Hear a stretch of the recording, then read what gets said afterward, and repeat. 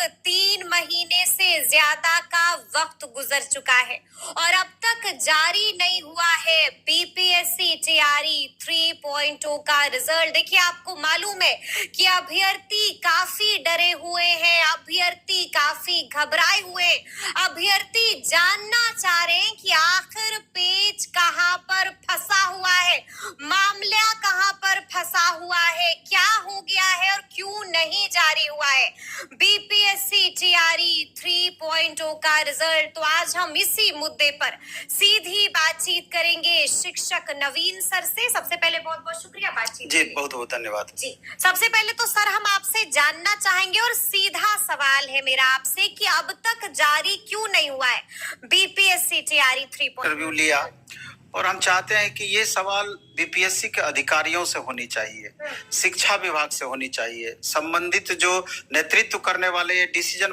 Making body है उनसे होनी चाहिए। हम लोग तो शिक्षक हैं, एक अनुमानित जो लगातार देखते आ रहे हैं या जो बातें निकल करके आती है उसी बात को हम रख पाते हैं, क्योंकि ना डायरेक्ट हम चेयरमैन सर से बात कर सकते हैं, क्योंकि हम अगर बात करना भी चाहेंगे तो उनका नजरिया अलग होता है कोचिंग वालों के प्रति, एक प्रोफेशनली नजरिया होता है, तो थोड़ा सा इस चीज को लेकर के परेशानी होती है। लेकिन एक बड़ा सा सवाल ये है कि बीपीएससी टीआरई 3.0 के रिजल्ट में इतना ज्यादा विलंब हो रहा है और सबसे ज्यादा इससे परेशान छात्र हैं।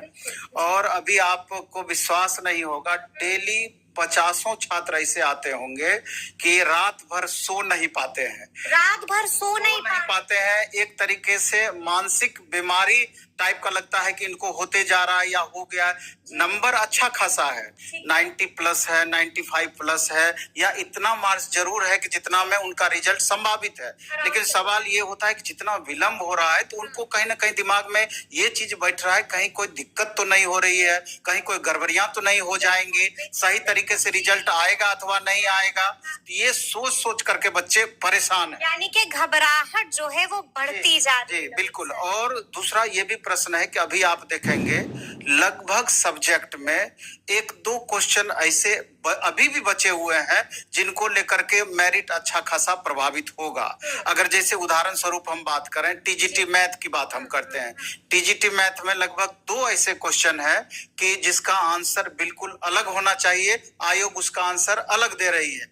एक प्रश्न उसमें ऐसे है कि हिंदी और इंग्लिश दोनों क्वेश्चन का मीनिंग ही बदल जा रहा है और दोनों का आंसर बिल्कुल सही है। आयोग क्या की है कि इंग्लिश के आंसर को अंतिम रूप से मान्य की है, जबकि बिहार ऐसे प्रदेश जो हिंदी भाषी प्रदेश है, 90% स्टूडेंट यहाँ हिंदी भाषी एग्जाम दिए और 1 नंबर जो होता है बहुत ज्यादा वो प्रभावित करता है। 1 मार्क्स पर हजारों बच्चों में उथल पुथल की संभावनाएं रहती है। और ये सिर्फ टीजीटी मैथ की बातें नहीं है, 1 to 5 का ले लीजिए, 6 to 8 का ले लीजिए, 11 12 का ले लीजिए और 9 10th में अदर सब्जेक्ट में भी 1-2 सवाल लगभग हर सब्जेक्ट में इस तरह के हैं। तो कहीं ना कहीं हमको लगता है कि आयोग को इस पर गंभीरता पूर्वक लेना चाहिए, सोचना चाहिए। और माननीय चेयरमैन सर जो खुद आईएएस अफसर हैं, उनसे जरूर हम उम्मीद करेंगे कि इस चीज को जितना संभव हो सीरियसली लेके इसको आप दूर करने का प्रयास करें, नहीं तो स्टूडेंट में भारी असंतोष की भावना इस चीज को लेके बनी रहेगी। क्योंकि 1 मार्च से अगर वो बच्चे बाहर हो जाएंगे तो कितना बड़ा असंतुष्टि होगा आप समझ सकते हैं। यहाँ तो बराबर मार्क्स हो जाता है तो रिजल्ट कंफर्म नहीं हो पाते है। इसका उदाहरण टीआरई 1 टीआरई 2 आपके सामने है। तो ये एक मेजर इशू है।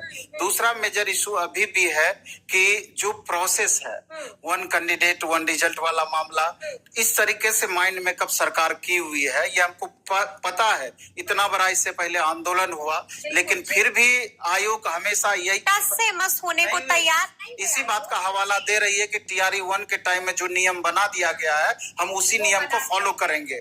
जबकि आपको पता है कि ये ऐसा नियम है कि इसके कारण 15,000 प्लस सीटें प्रभावित होगी। और दुनिया का सबसे अजूबा नियम जो आपने बना रखा है कि वेरिफिकेशन प्रोसेस फाइनल हम ज्वाइनिंग करा लेंगे, उसके बाद फाइनल वेरिफिकेशन करेंगे। अभी आप देख रहे हैं कि लगभग हर दिन 2, 4, 10 कैंडिडेट पकड़ाते हैं, किसी का डॉक्यूमेंट्स फर्जी है, रेसिडेंशियल फर्जी बना हुआ है, अन्य प्रमाण पत्र फर्जी है, दूसरे स्टेट के बच्चे यहाँ फर्जी डॉक्यूमेंट्स बना करके जॉब कर रहे हैं। डे बाय डे आए दिन अखबारों में ऐसी खबरें आती और हर डिस्ट्रिक्ट से 200, 300, 400 बच्चे पकड़ाए हैं इस तरह के। तो अब जो रही है, बिहार में 38 जिले हैं, अब उसको मल्टीप्लिकेशन कर दीजिए, 300, 400 से गुना कर दीजिए, कितनी सीटें प्रभावित हो रही है। तो कम से कम TRE 1, TRE 2 में जो खामियां रह गई, उसको तो आप TRE 3 में सुधार करने का प्रयास कीजिए। 87,700 वैकेंसी है, उसको पूरा का पूरा भरने का प्रयास आयोग के द्वारा किया जाना चाहिए। अभी आप सुने होंगे कुछ दिन पहले कि 4,000 के अप्रोक्स सीटें प्राइमरी में 1 to 5, 6 to 8 में घटा दी गई थी। बाद में जब बहुत ज्यादा वीडियो वगैरह बनने लगा, तो आयोग का जब अटेंशन उस पर गया, तो फिर दोबारा से 12 जिला को भेजा गया कि आप इस पर पुनर्विचार कीजिए, सीट में कमी नहीं आनी चाहिए। अब सच्चाई क्या है, फाइनली बाद में ही ये पता चलेगा, जब वास्तविक रूप से दिखेगा कि रिजल्ट कितना दिया गया। रिजल्ट कितना दिया गया। लेकिन नवीन सर, हम आपसे ये भी जानना चाह रहे हैं कि आपको क्या लगता है, मामला कहाँ पर फंसा हुआ है, पेच कहाँ पर अटका हुआ है? क्या शिक्षा विभाग ने अब तक रोस्टर क्लियर नहीं किया है? रोस्टर का एक तरीके से खेला चल रहा है। रोस्टर का खेला चल रहा है। देख रहे हैं ना, पिछले 10 दिन 15 दिन से लगातार रोस्टर पर इतने सारे वीडियोज बन रहे हैं। और आयोग को इसमें BPSC के पूर्व चेयरमैन जो थे, कम से कम अतुल प्रसाद सर ट्वीट के माध्यम से जो वास्तविक बातें थी उसको एक बार उजागर करने की कोशिश करते थे। बाद में मामला जो भी फंसा उस पर हम नहीं जा रहे हैं, लेकिन अभी वर्तमान चेयरमैन सर कम से कम इसके मामले में बीच बीच में नोटिस देते रहे कि आखिरकार चल क्या रहा है, कि इतनी रिजल्ट में विलंब हो रही है, आखिर ट्रांसपेरेंसी इस विलंब का आखिर कारण क्या है।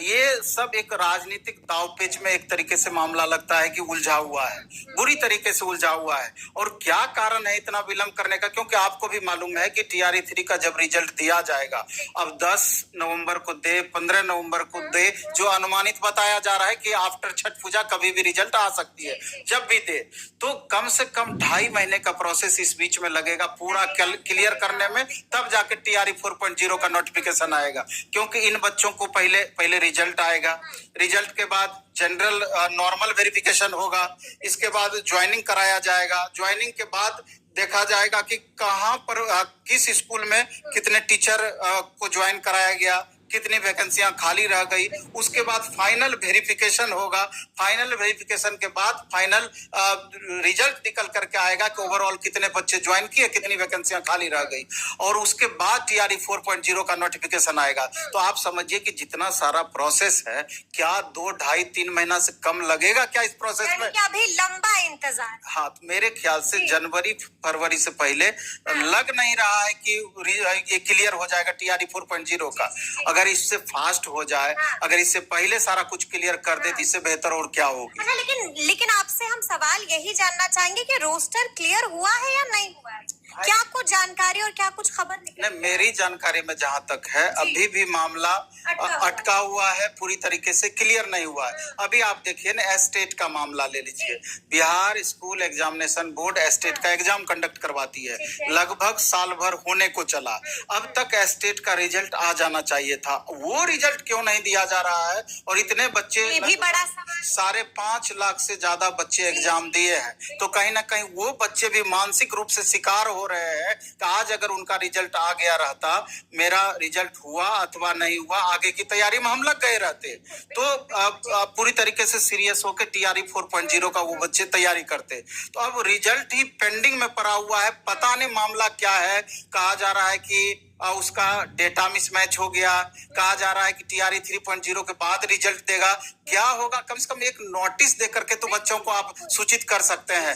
तो ये ऐसा असमंजस की स्थिति बने हुए है कि पूरी तरीके से इसमें परेशान छात्र हो रहे हैं, परेशान हो रहे हैं अभ्यर्थी। अच्छा, हम आपसे ये भी जानना चाहेंगे नवीन सर, जिस तरह से आपने बताया कि अभ्यर्थी काफी डरे हुए हैं और अभ्यर्थी काफी परेशान हो रहे हैं कि जब BPSC TRE 3.0 का रिजल्ट आएगा तो क्या उसमें बड़े बड़े बदलाव भी देखने को मिल सकते हैं क्या?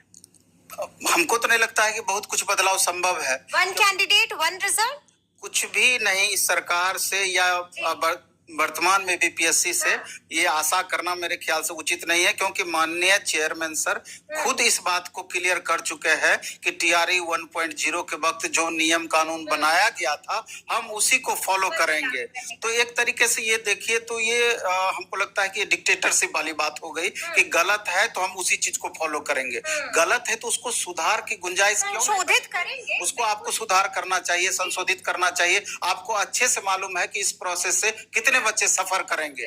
तो यानी कि जानबूझ करके आप सिस्टम पर छोड़ रहे हैं कि जो नियम बना दिया गया है इस नियम, क्योंकि यहाँ पर बात यह है कि इस नियम के वजह से कम 25 से 30 हजार वैकेंसी खाली रह सकती है, जिसको कि अगली वैकेंसी में ऐड करने की बातें हो सकती है। तो कहीं ना कहीं आंकड़ों का ये खेल है, इसके सिवा कुछ नहीं।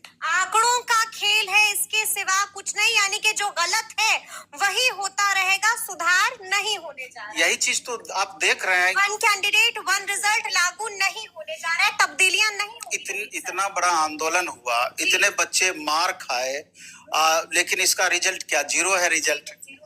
बिल्कुल। राजनीतिक दल खुद अभी डोमिसाइल की इतनी लंबी चौड़ी बातें लगातार चल रही है, कुछ बोल रहे हैं कि डोमिसाइल टीआरई 4.0 में इंप्लीमेंट होगा, कुछ बोल रहे हैं कि टीआरई 4.0 में इंप्लीमेंट नहीं होगा।